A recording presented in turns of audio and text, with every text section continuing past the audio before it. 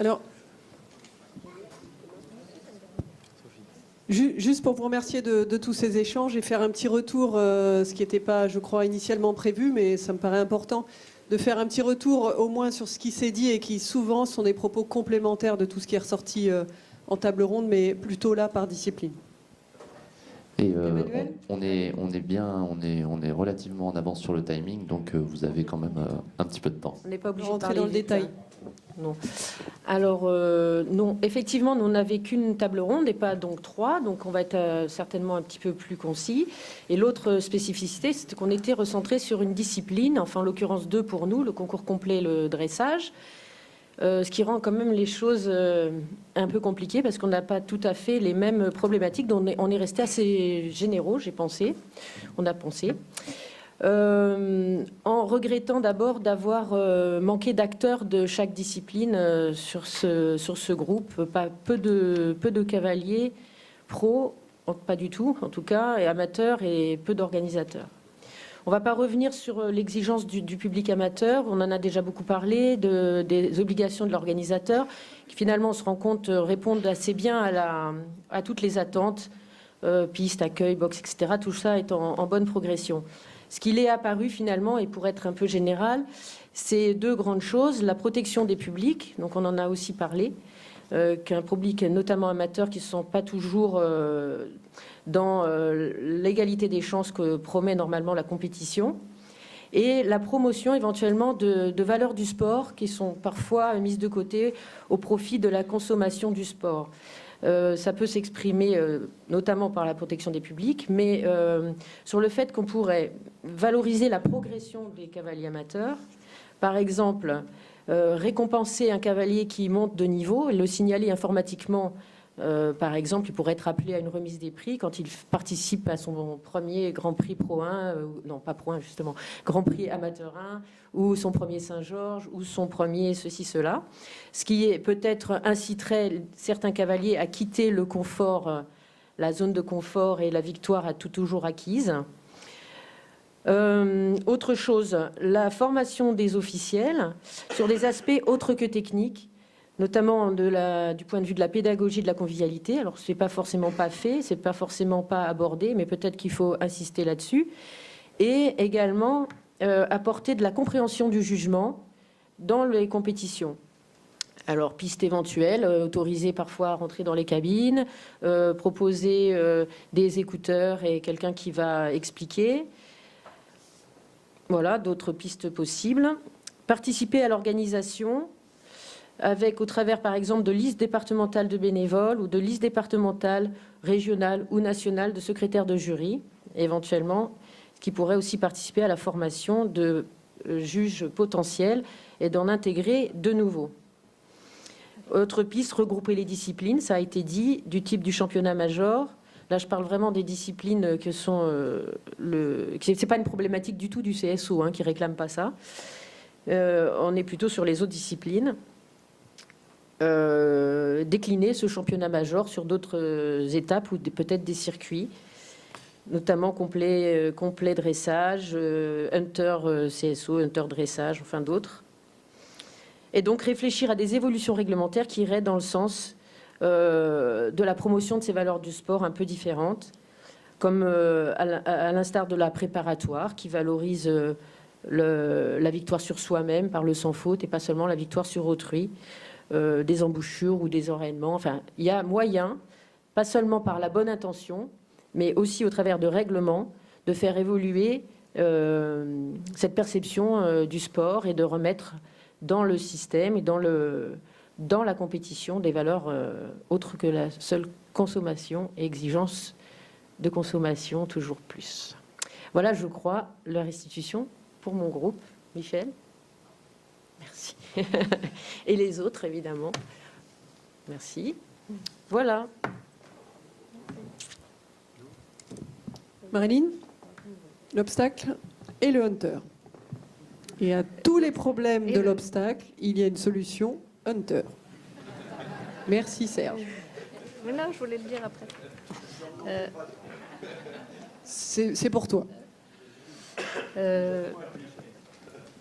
Donc, sur cet atelier CSO Hunter, on a pris encore beaucoup d'informations. Enfin, de toute façon, sur les 2 demi-journées, on a pris vraiment beaucoup d'informations sur la discipline du CSO, comme souvent. Ouvrir la discussion plus sur des sujets sur lesquels on peut jouer sur les curseurs, que ce soit sur le niveau réglementaire ou sur le projet sportif. Et finalement, dans les discussions, on est très vite parti sur des sujets plus organisationnels.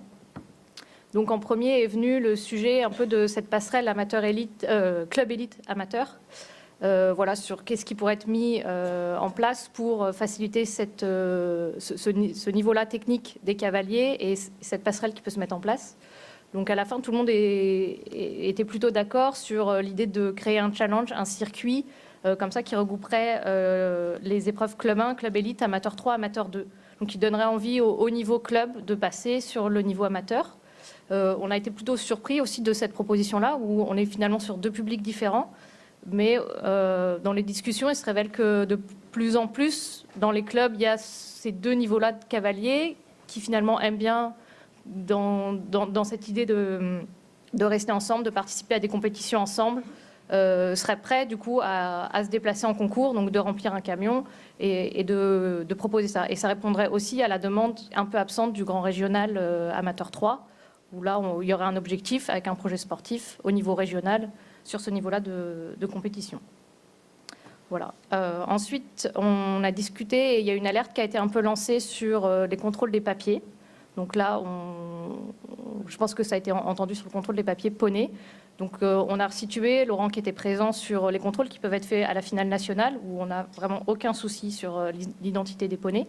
Maintenant, peut-être que sur les concours un peu plus locaux et sur un circuit de compétition qu'on ne retrouve pas forcément en finale nationale, il y a peut-être une nécessité. En tout cas, ça a été entendu. Et voilà, à suivre s'il faut mettre quelque chose en place sur ce sujet-là. Est arrivé aussi donc, à ce sujet-là le cas des poneys ONC, donc a été entendu plusieurs fois encore pendant ces 2 demi-journées. Et donc la proposition, la demande d'ouvrir les indices poneys 3 et 4, ou alors de rabaisser le test OI pour permettre à ces poneys assez qualiteux, et on le sait que vous tenez beaucoup à eux dans vos centres équestres, pour qu'ils puissent accéder à la compétition poney. Voilà. Sur des questions sur lesquelles on peut plus travailler, améliorer la saisie des programmes pour pouvoir remettre les épreuves dans l'ordre. Donc en particulier sur le CIF, les épreuves sont programmées à l'avance et on ne peut pas forcément les bouger. Donc ça, c'est quelque chose qu'on a noté et qu'on va essayer de proposer au service informatique pour qu'il y ait une meilleure lisibilité dans vos propositions de programme. La saisie des horaires, que pour beaucoup d'enseignants semble assez tardive, qui arrive le jeudi midi, jeudi après-midi, donc qui demande une organisation assez rapide pour le vendredi, le samedi. Donc si possible de l'avancer d'au moins une demi-journée, avoir l'information le mercredi après-midi pour pouvoir organiser le concours avec les cavaliers qu'on a sous la main le mercredi après-midi. On a terminé, et c'est vrai qu'après on a été pris un petit peu par le temps, donc on n'a pas approfondi, mais est venue quand même l'idée de proposer un programme éducatif pour les jeunes cavaliers, un peu sous le même modèle que le programme éducatif qui est mis en place pour les jeunes chevaux, donc avec un circuit de compétition un peu plus normé sur toute l'année, où du coup on aiderait le cavalier, le couple à évoluer, donc à se donner l'objectif de fin d'année. Donc il est club 1, il va arriver à un niveau club élite à la fin de l'année. Tout un circuit plus normé qui accompagnerait ce couple-là pour tous les âges, voilà, adapté en fonction des âges.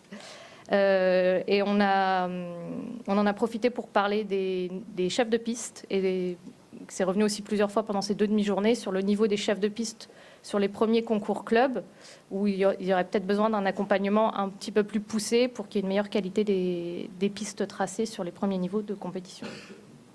Voilà. Et un dernier point qui a été abordé un petit peu rapidement, c'est sur les chronos sur les tout petits niveaux, donc en particulier en A2 et sur les indices 4, qui ne semblent pas très nécessaires par rapport au niveau technique des cavaliers, et du coup à la nécessité obligatoire de faire un classement par ce chrono, alors qu'on est vraiment sur un projet beaucoup plus éducatif. Voilà pour la restitution de ce matin.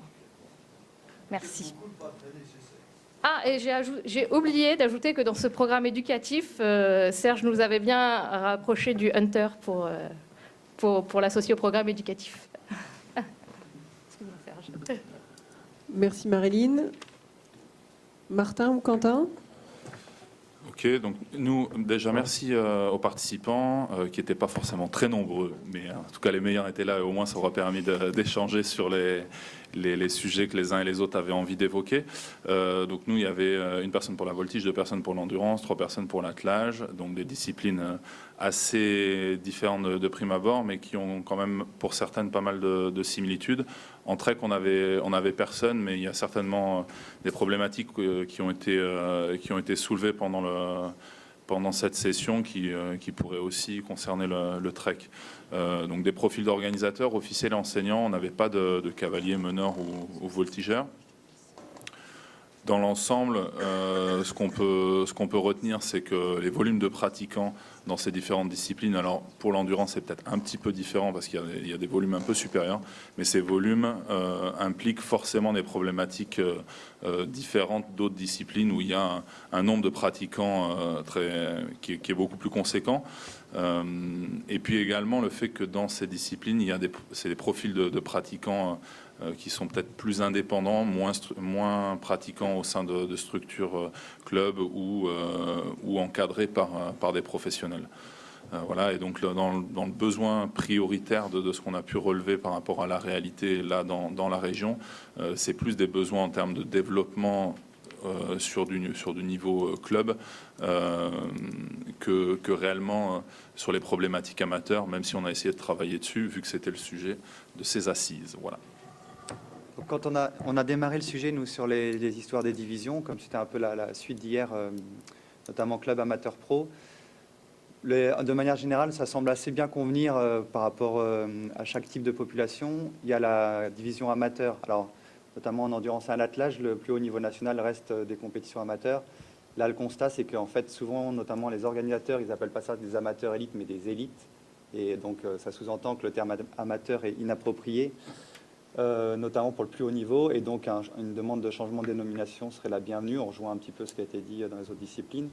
Après, il y a des points de friction, un peu comme dans les autres disciplines en club amateur. Alors la club élite en endurance, c'est sur le même niveau que l'amateur 3. Donc les populations sont là aussi un peu divisées, fluctuent suivant les situations. Je prends le micro. Et pareil, entre amateurs pro, notamment en endurance, il y a des difficultés sur l'application du règlement où les pros, c'est l'inter, et il y a des différences de règlement entre l'inter et le national. Alors, on a expliqué que c'était aussi dû à des questions de préservation des chevaux, de bien-être ou des choses comme ça, qui font que dans le règlement national, on essaye d'appliquer des choses qui ne sont pas forcément appliquées au niveau international. Au niveau de la voltige et de l'attelage, il y a un fort déficit de compétition dans la région centre.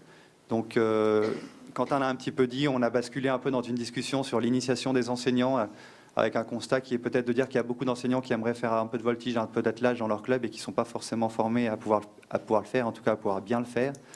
Donc, à réfléchir avec le comité régional là-dessus. Ça a déjà été fait en attelage et peut-être le faire aussi pour la voltige.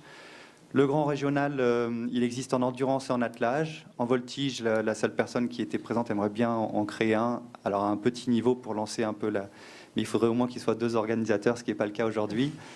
Et en endurance et en attelage, un constat qui est d'avoir peut-être voulu un peu trop copier le CSO et d'être du coup sur un niveau un petit peu trop élevé.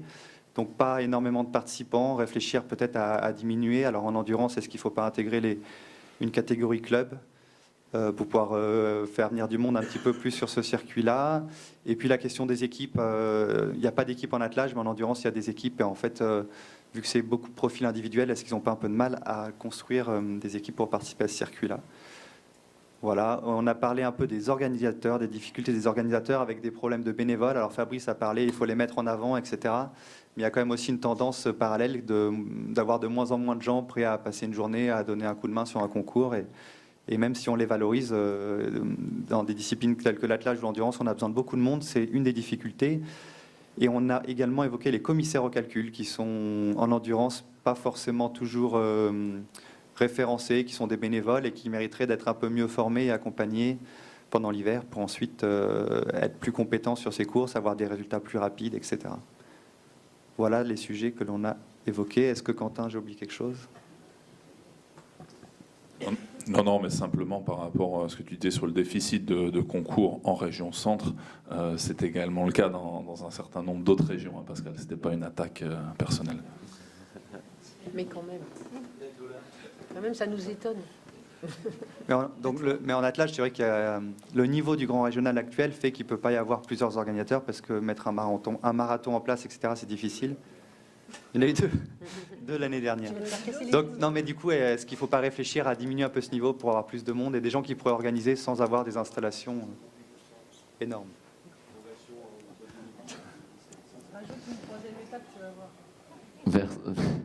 Merci pour ces restitutions. Est-ce que quelqu'un dans la salle souhaite apporter un complément par rapport à ce qui a été dit?